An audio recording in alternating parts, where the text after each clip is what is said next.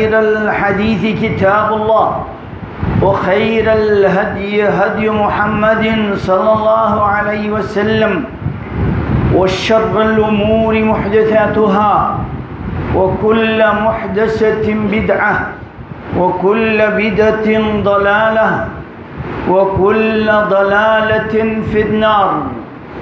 أما بعد فأعوذ بالله السميع العليم من الشيطان الرجيم من همزه ونفخه ونفسه. يا أيها الذين آمنوا اتقوا الله حق تقاته ولا تموتن إلا وأنتم مسلمون.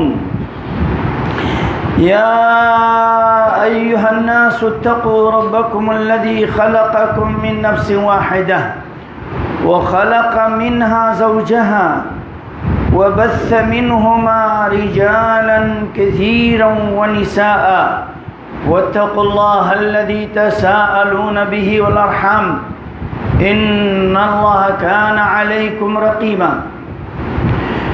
يا أيها الذين آمنوا اتقوا الله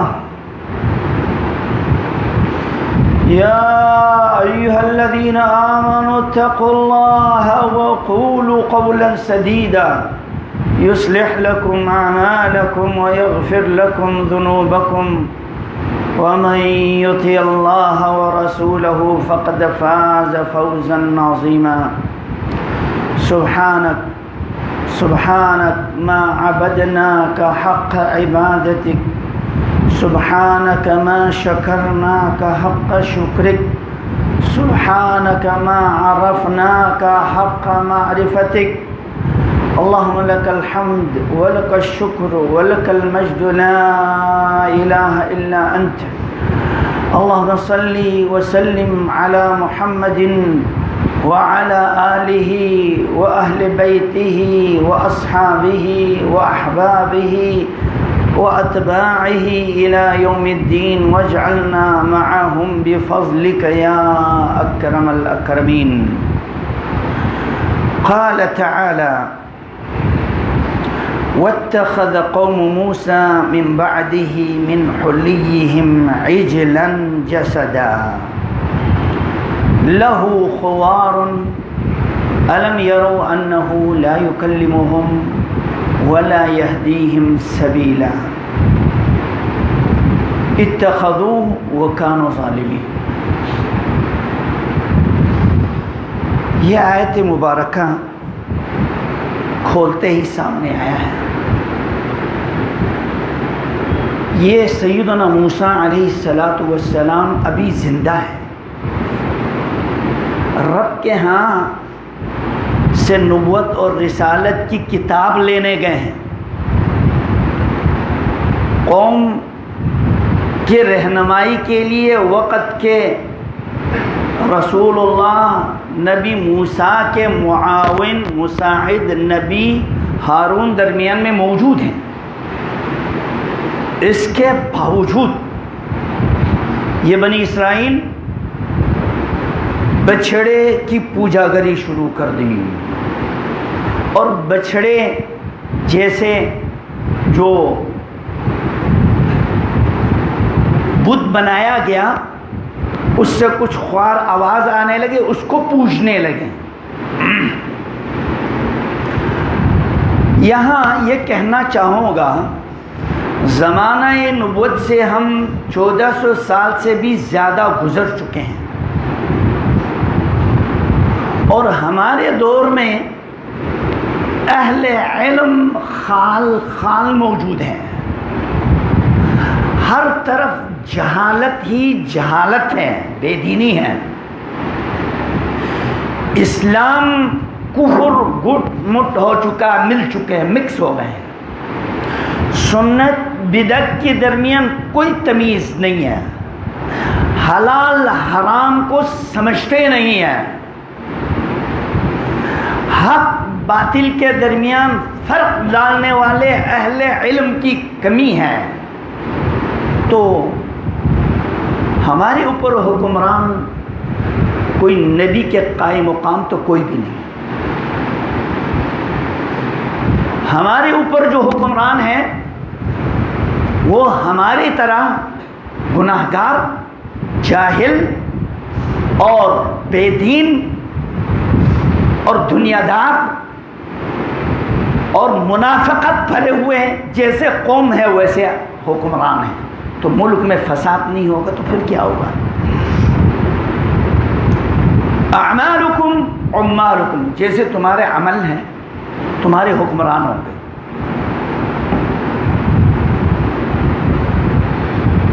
ضرورت اس بات کی ہے کہ ہم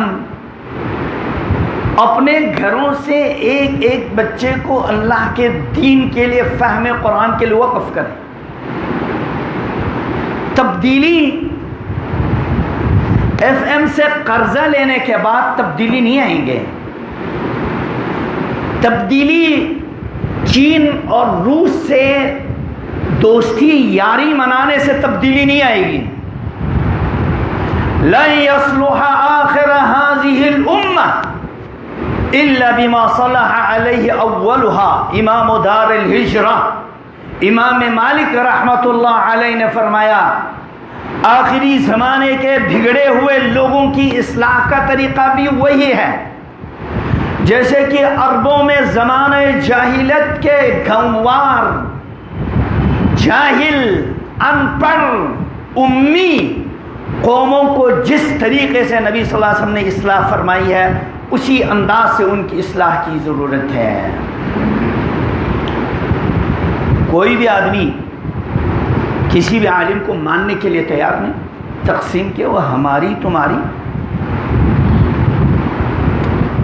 یہ دیکھتے ہیں یہ چینل کہاں کی ہے، کون سے مذہب، فرقہ، قوم، جماعت اور کس سیاسی گروہ سے تعلق رکھتا ہے۔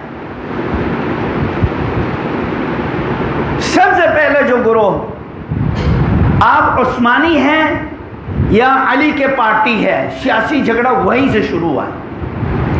یہ اسلام کفر کی جھگڑے نہیں تھی، یہ کرسیوں کے جھگڑے تھے جس میں بڑے انتشار کے بعد حتیٰ کہ نبی صلی اللہ علیہ وسلم دنیا سے چلے گئے، انصاری کہنے لگے منا امیر ومنکم امیر، مہاجروں میں سے بھی ایک امیر ہوں گے اور انصاریوں میں سے ایک امیر ہوں گے۔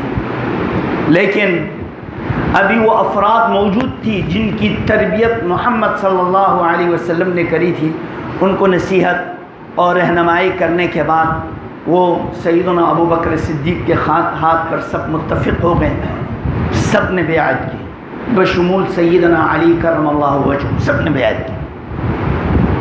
یہ خلفائے راشدین کا دور، سنہری زمانہ ہے۔ اس کے بعد جو جنگیں سیدنا علی اور معاویہ کے درمیان ہوئی، اس حالات کو، تناظر کو سامنے رکھتے ہوئے امام حسن رضی اللہ تعالی عنہ نے دیکھا پہلے ہی ابو جی کے دور میں جانیں ضائع ہو چکی ہے، خوارج نے اپنے کرتوت دکھا دیے ہیں، امت کی خون بہہ چکا ہے، میں نہیں چاہوں گا اقتدار کی خاطر میں میدان میں کھڑا ہوں مقابلہ کروں معاویہ سے، نہیں، لکھ کر دے دیا۔ یہ کرامت اور نبی کی معجزہ ہے۔ آپ صلی اللہ علیہ وسلم نے اپنی زندگی میں حسن رضی اللہ عنہ کے بارے میں فرمایا ان ابنی ھذا سید، یہ ہے اصل سردار۔ یہ سرداری اقتدار پر آنا نہیں ہے، در و دیوار اور روٹوں پر حکمرانی کرنا نہیں ہے، اور مال و دولت کو اپنے قبضے میں لینے کا نام نہیں ہے۔ اقتدار تو یہ ہے کہ رب کی رضامندی ہو اور لوگوں کے دلوں پر حکمرانی کریں۔ ان ابنی ھذا سید، یہ حسن میری امت کے سردار ہے، سردار، جنت کے سردار۔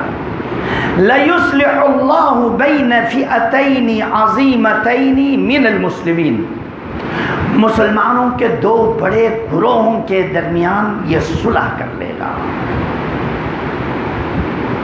اور جنگ ہونے سے بچایا۔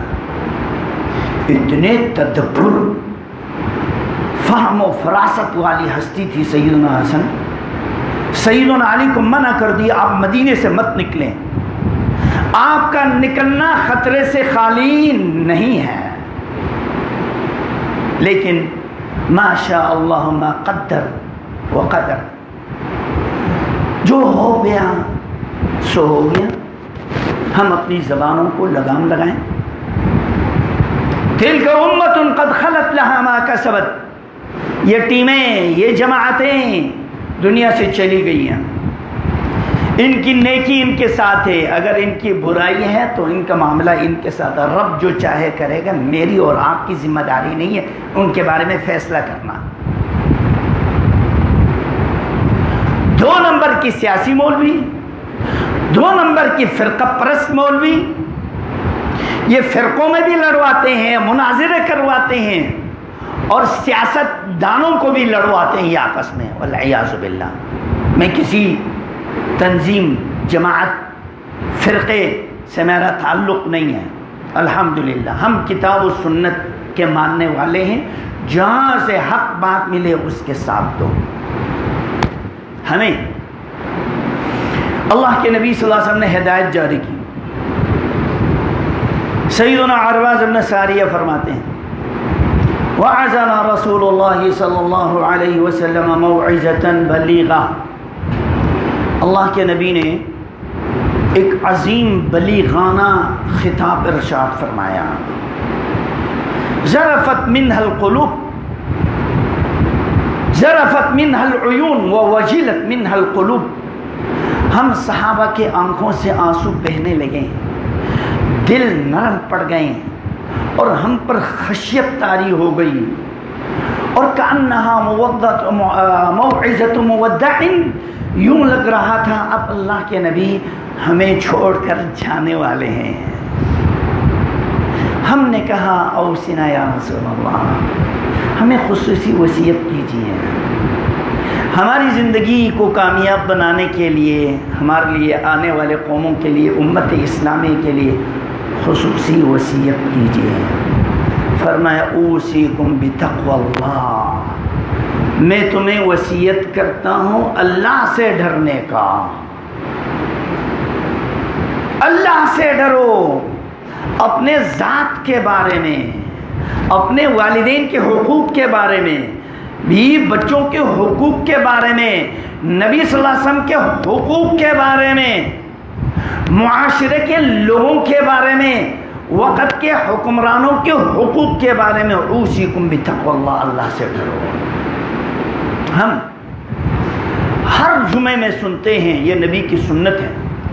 اس خطبہ مسنون پر اگر آج خطبہ دیتا تو شاید پورا نہ کر پاتے، لیکن چلے یہ 3 آیت پر آپ غور کریں. سبحان اللہ. پہلی آیت جو ہم ہر خطبے میں سنتے ہیں، یا ایھا الذین آمنوا اتقوا اللہ، ایمان والو اللہ سے ڈرو. حق تقاتی، جس طرح اللہ سے ڈرنے کا حق ہے بس صرف اسی سے سب سے زیادہ ڈرو، دنیا والوں سے مت ڈرو. ولا تموتن الا وانتم مسلمون، موت آئے تو اسلام اور ایمان کی حالت میں موت آئے. یہ نماز کو ٹائم پر پڑھنا یہ اللہ کا حق ہے، یہ تقویٰ ہے. روزے رکھنا یہ تقویٰ ہے، یہ اللہ کے حقوق میں سے ہیں. اور تقویٰ میں سے یہ بھی ہے، میں اور آپ کہیں ملازم ہیں تو ٹائم پر حاضری دیں. جو میں نے آپ سے معاہدہ کیا کمپنی سے، میں فلان ٹائم سے فلان ٹائم تک آپ کے پاس ڈیوٹی کروں گا، یہ حق ہے. اللہ سے ڈرے. کمپنی کے سربراہ کی ذمہ داری ہے اللہ سے ڈریں، ملازمین کے حقوق ادا کرنے میں ان کے حق میں کمی کوتاہی نہیں کریں، ان کی مزدوری پوری دیں. جہاں ان کی ذمہ داری ہے کام کو پوری طرح دیانتداری سے ادا کریے، اللہ سے ڈریں. اور سب سے اہم ترین بات ہے اللہ ہمیں حلال کھانے کی توفیق عطا فرمائے. اللہ ہم سے جو کوتاہیاں ہوتی ہیں اللہ نے معاف فرمایا. کلکم خطا، کمی کوتاہیاں ہر ایک سے ہوتی ہیں، لیکن توبہ کرنے والے اللہ کو بہت پسند ہیں. آپ نے اللہ کے حقوق میں معافی مانگ لیا، اللہم اغفر لی، وہ معاف کر لے گا. لیکن جس کمپنی کو آپ نے نقصان پہنچایا ہے وہ اللہ سے معافی مانگنے سے معاف نہیں ہوں گے، آپ اس سے معافی مانگنے پڑیں گے. میں جس مدیر کے سرپرستی میں تدریسی خدمات سر انجام دے رہا ہوں، اپنی کمزوری کوتاہی نہیں دیکھتا. مدیر یہ کرتا، مدیر یہ کرتا، مدیر نے یہ نہیں کی، مدیر دیکھتا نہیں. یہی کیفیت آج ملازمین کی ہے.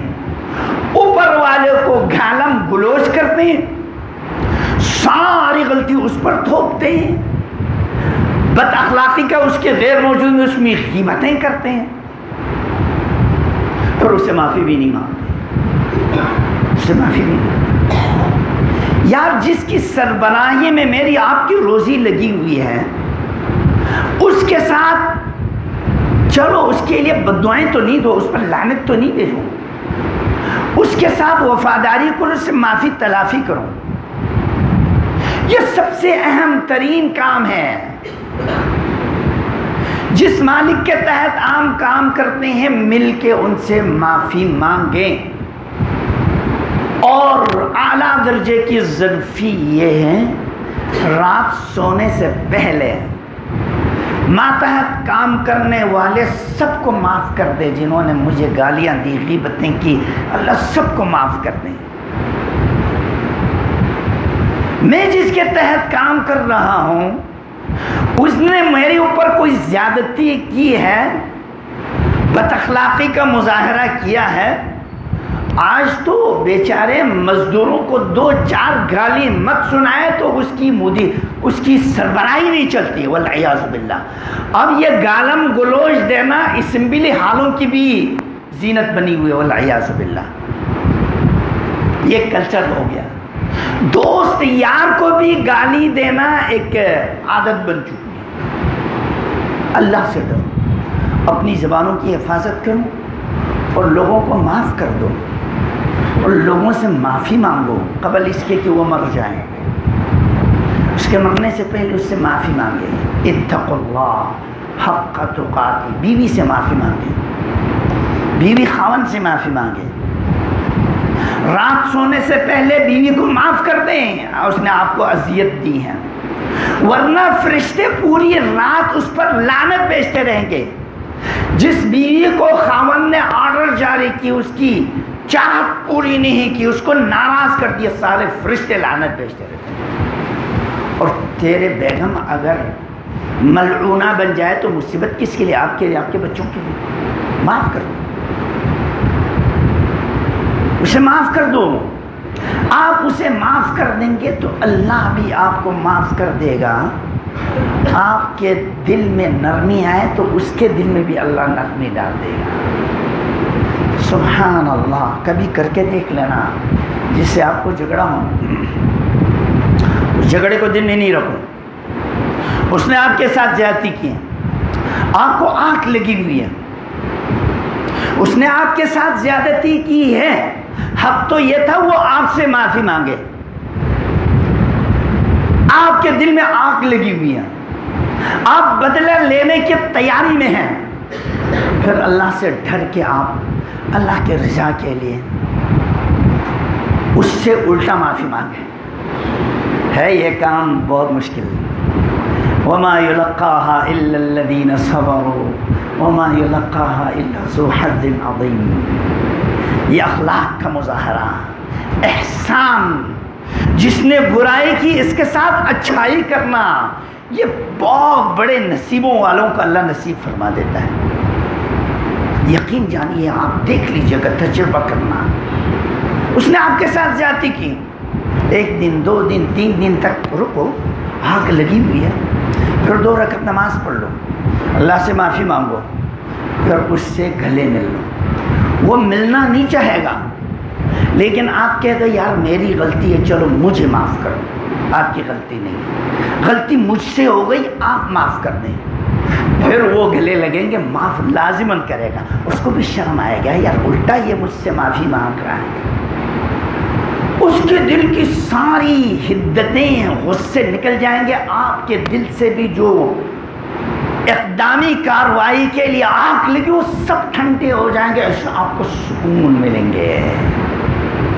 سبحان اللہ، بڑے ایک ذہین فتین حکیم بڑی کتاب لکھ دیا کہ دنیا میں کامیابی کے راز اس کتاب میں لکھی ہوئی ہے، کون خریدے گا؟ لکھنے والے نے اس کی قیمت 1 کروڑ لگایا، خریدنے والے نے 1 کروڑ میں اس کتاب کو خریدی، وہ کتاب کو پڑھنا شروع کی، گردانی شروع کی، خالی ہے خالی ہے خالی ہے خالی، کچھ بھی نہیں لکھا ہوا، اور درمیان میں جا کے آخر میں اتنا لکھا ہے کامیابی کے لیے ہے دماغ کو ٹھنڈا رکھو اور پیر کو گرم رکھو، دماغ کو ٹھنڈا رکھو پیر کو گرم رکھو، اس پیر سے چلو، اس پیر کو تھکاؤ، اور غصہ دل میں دماغ میں کوئی چیز سوار نہیں کرے، سب بھول جاؤ، فریش ہو کر آؤ۔ سبحان اللہ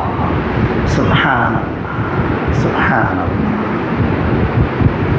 اللہ اکبر۔ یہ ہمیں ہمارے نبی صلی اللہ علیہ وسلم نے سکھائے ہیں کیسے دماغ کو فریش کرنا ہے۔ اعوذ باللہ پڑھ لو، پانی پی کر ٹھنڈا کر لو، پھر بھی نہیں کرنا ہو سکتا تو وضو کر لو، پھر جبین نیاز کو زمین پر ڈال دو تاکہ یہ آگ جو لگی ہے ارتھ کا کام کرے، نکل جائے۔ اللہ اکبر وللہ الحمد۔ میرے بھائیو، اللہ سے ڈرو، اپنی فکر کرو، اپنی صحت کی فکر کرو، اپنی آخرت کی فکر کرو۔ اتقوا اللہ حق تقاته ولا تموتن الا وانتم مسلمون۔ تم مسلم ہیں تو اپنی زبان سے، اپنے ہاتھ سے، اپنے کردار سے کسی کو تکلیف نہ پہنچے۔ آپ مظلوم ہونا آسان ہے، آپ ظالم نہ ہوں، نہ بیوی بچوں پر، نہ والدین پر، نہ بہن بھائیوں پر زیادتی نہ ہو، ان کی حقوق پورا دے دو۔ اتقوا اللہ، وراثت کی حقوق ہو، جو بھی حقوق پورا دو۔ آپ دیکھ لیجئے گا، معاف کر کے دیکھو، ان کو عنایت کر کے نواز کے دیکھو، پھر کیسے اللہ کی رحمتیں برکتیں آپ کے اوپر اترتی ہیں۔ یار میں حیران ہوتا ہوں، مسجدوں میں ہمارا ائمہ ہے، مسجد کے خادم ہیں، کتنے یہاں ملازم ہیں جن کی 18-20 ہزار سے زیادہ تنخواہیں نہیں، وہ بھی کھا رہے ہیں، پی رہے ہیں، سکون سے سو رہے ہیں، کوئی غم پریشانی نہیں ہے۔ یہ حلال خوری کی برکتیں ہیں۔ ان حرام خوروں کی زندگی کو دیکھو، ان کو کہیں بھی سکون نہیں ہے، جب تک گولیاں نہیں کھاتے ان کی نیندیں نہیں آتی ہے۔ آپ دوسروں کو یہ امن آشتی پہنچانے والے بن جاؤ، کسی کے خلاف اپنے دل میں عداوت دشمنی مت رکھو۔ کتنے جانے اسی سیاسی باتوں کی لڑائی میں، کئی خوبصورت نوجوان، کئی سپاہی، کئی عوام آج مر چکے ہیں، مار چکے ہیں۔ یہ اسلام نہیں ہے۔ المسلم من سلم المسلمون من لسانه ويده، آپ کی زبان سے، آپ کے ہاتھ سے لوگ امن میں رہیں تو آپ مسلمان ہیں، ورنہ آپ کوئی مسلمان نہیں، یہ کافروں کا کام ہے۔ اتقوا اللہ، وصیت اللہ کے نبی کی، اللہ سے ڈرو۔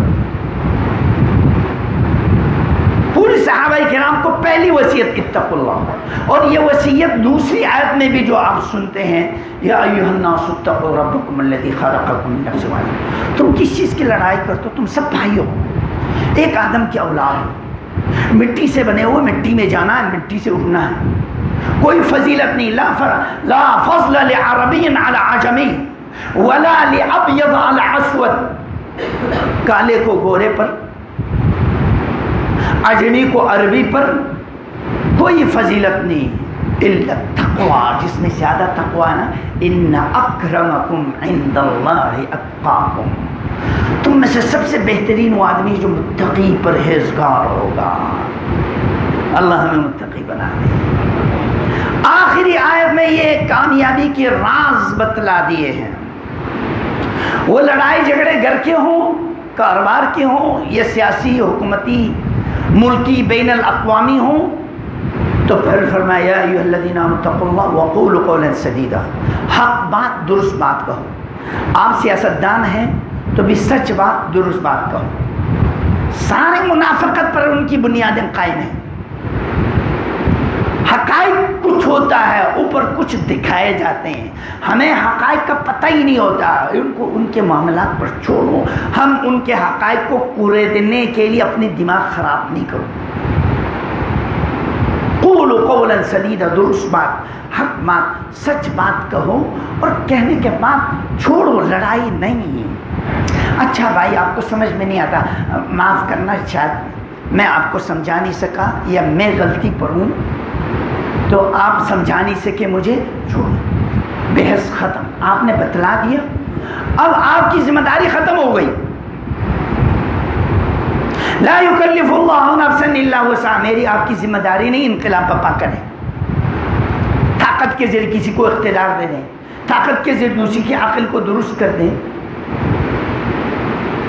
انک لا تہدی من احببت ولکن اللہ یہدی من یشاء، میرے پیارے نبی صلی اللہ علیہ وسلم کو فرمایا آپ کا کام انک لتہدی الی صراط مستقیم، سیدھا راہ دکھلانا ہے، اور اس راہ پر کس کو چلانا نہیں چلانا میں جانتا ہوں، اور میری مرضی ہے جس کو میں چاہے ہدایت دے دوں چاہے گمراہ کر دوں۔ اپنے بھائیوں کے لیے، حکمرانوں کے لیے دعائیں دے دو، اللہ ان کو ہدایت دے، بولے آمین۔ اللہ ہمارے تمام اسلامی ملکوں کے جو حکمران ہیں، اللہ ان کو ہدایت دے دے، ہمیں بھی ہدایت دے دے۔ امام احمد بن حنبل رحمۃ اللہ علیہ رحمۃ واسعہ فرماتے ہیں مجھے یقین ہو جائیں اس ساعت میں، اس گھڑی میں میری دعا قبول ہوگی تو میں یہ دعا وقت کے حکمران کے لیے دوں گا، اپنے ذات کے لیے نہیں۔ کیوں؟ تاکہ حکمران صحیح ہو جائے تو پورے ملک صحیح ہوں گے، حکمران خراب ہوں گے تو سارے ملک خراب ہوں گے۔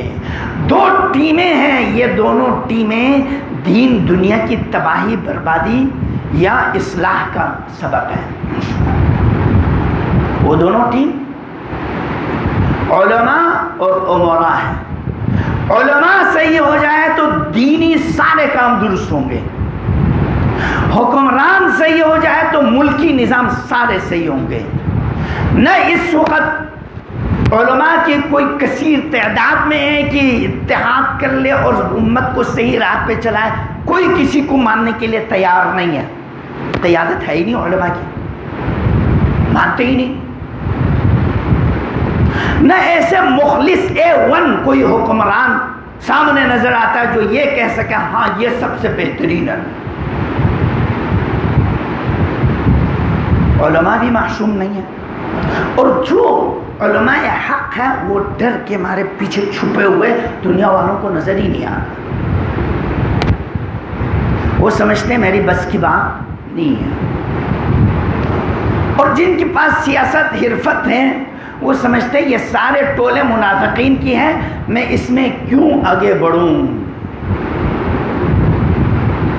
یہ وہ دور ہے جس کے بارے میں اللہ کے نبی صلی اللہ علیہ وسلم نے فرمایا جب مسلمان ایک دوسرے کے خونخوار ہو جائیں، قتل غارت گری عام ہو جائیں، اغیار کے ہاتھوں پر کھلونے بن جائیں، فعلیکم انفسکم، اپنی جان کی فکر کرو، شہر ملک چھوڑ کر جنگلوں میں زندگی گزارو، اپنے آپ کو بچاؤ، لیکن پھر بھی شہروں میں رہ کر برائی کے خلاف آواز اٹھانا یہ قہر الہی کو روکنے کے مترادف ہے۔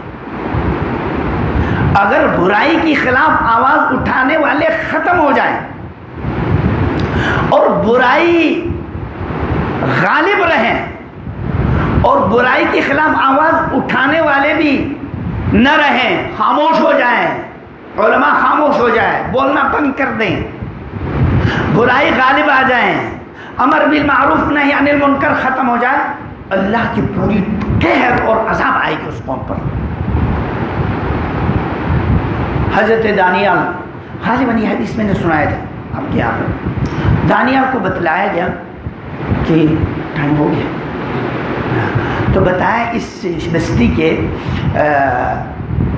40% لوگ متقی پرہیزگار ہیں، 60% مجرمین ہیں. کہا دونوں پوری بستی کو اوپر اٹھا کے پٹخاؤ، قہر الہی آئے گا اس پر. حضرت دانیال نے فرمایا یہ 40% جو نیک ہیں ان کو کیوں مارا جا رہا ہے؟ فرمایا ان کو اس لیے مارا جاتا ہے کہ برائی ان کے سامنے ہو رہا ہے اور ان کی آنکھوں میں ذرہ برابر بھی جنبش نہیں آتی، برائی کو برائی محسوس نہیں کرتا ہے. برائی کو برا سمجھنا یہ آخری اسٹیج ہے، برے کو برا نہ سمجھنا. سمجھ لو اب قہر الہی کے منتظر ہو. اللہ سے دعا ہے اللہ ہمیں سمجھنے کی توفیق دیں، تقوی اختیار کرنے کی توفیق عطا فرما. اور اس حدیث ارباز ابن ساریہ کے میں آخر فرمایا اگر تمہارے اوپر عربی نہ ہو، اجمی ہو، آزاد نہ ہو، غلام ہو، اچھے دماغ کے نہیں، چھوٹے سر کے حکمران مقرر کر دیں تو تم علیکم السمع والطاعہ، ملک کے اندر لڑائی جھگڑا نہیں کرنا اور فساد نہیں کرنا. تمہاری یہ لڑائی ملک کے حق میں نقصان ہوں گے، برداشت کرو برداشت کرو. ان امر علیکم عبد حبشی علیکم بالسمع والطاعہ، میں جب جاؤں گا تم دیکھو گے ترا اختلاف شدید، بہت اختلاف ہوں گے، اور اس اختلاف کا حل کیا ہے؟ علیکم بالسنہ و سنت الخلفاء الراشدین المہدیین، میری سنت اور میرے طریقے پر جو صحابہ کرام چلیں اس طریقے پر چلیں. اللہ ہمیں صحابہ کرام کے طریقے پر چلنے کی توفیق عطا فرمائے.